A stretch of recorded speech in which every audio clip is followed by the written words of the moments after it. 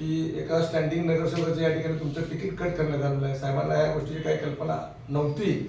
आज माघारचा दिवस होता आणि आजच्या दिवशी मी माझा फॉर्ममधून मी माघार घेऊन या ठिकाणी माझ्या पत्नीला मी रिंगणात उतरवलेलं आहे.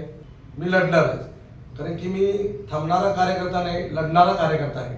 तर त्याचं उत्तर जनता माझ्या पत्नीला निवडून आणून विजय करून त्यातून उत्तर देते. हा त्यांचा जो काही निर्णय असेल वोटिंग थ्रू त्याच्यावरच कळणार आहे की जनताचा निर्णय काय आहे आणि ते त्यांच्या पाठीमागे आहे त्याच्यावरच कळणार आहे. त्यामुळे असं नाही की मला काही या गोष्टी नवीन आहेत, या बघितल्यात आम्ही. आमच्याकडे वेळ कमी आहे. ह्याच्या तुम्ही घरोघरी मी उमेदवार असू असं मला वाटलेलं आणि मी शिवसेनेचं धनुष्यबाण घेऊन लोकांपर्यंत पोहोचलेलो. मुळात म्हणजे मी तर गाफील राहिलो नाही, तर मला गाफील ठेवलं गेलं.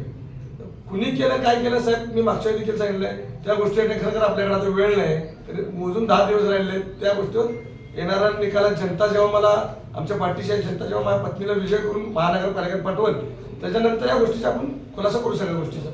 नाव तर कळायला पाहिजे साहेब. नाव कळाल्यानंतर मी अन्याय करणाऱ्यांच्या विरोधात मी काय भूमिका घेऊ शकतो ना. मी त्या गोष्टीला वेळ दिली नाही. माझा अन्याय केलाय कुणी आणि माझं तिकीट कापणारा आहे कोण. So now on this neutral basis आम्ही न्यूट्रल असणार आहे आणि आम्ही आमच्यासाठी जे काय गोष्टी आहेत त्या आमची लढाई आम्ही पूर्ण करायला पार करायला बघणार. माझा फॉर्म तातडीने भरून जर आम्ही या गोष्टीवरती गेलो तर सध्या आमचा फोकस हा असणार आहे की आम्ही कसं सगळ्यांपर्यंत पोहोचू. जनता पार्टीशी इजा राहणार आणि या चांगल्या बहुमताने विजय करणार मला निश्चित खात्री आहे. लोकांना असं वाटलेलं की मी माघार घेईन. मी माघार घ्यायचा विषय झाला नाही. या ठिकाणी मैदानात मी माझ्या पत्नीला उभा केलेला आहे आणि नाही मी कुठल्या पक्षाच्या विरोधात कुठलं काम करत आहे. अपक्ष म्हणून मी माझ्या पत्नीला उभा केलेला आहे. तर ही आम्हाला अपेक्षा नव्हती की लास्ट मोमेंटला यांचं तिकीट डोलवतं. जनता सुज्ञ आहे. जनता ठरवलं काय करायचं. तुम्ही बाकी तीन काय मत करता मला काही करणार नाही. माझा नेता मी स्वतः आहे. मी अपक्ष उमेदवार असल्यामुळे राहुलवर अन्याय झाला. राहुल एक स्टँडिंग नगरसेवक होता, काम करणारा लढाऊ नगरसेवक होता.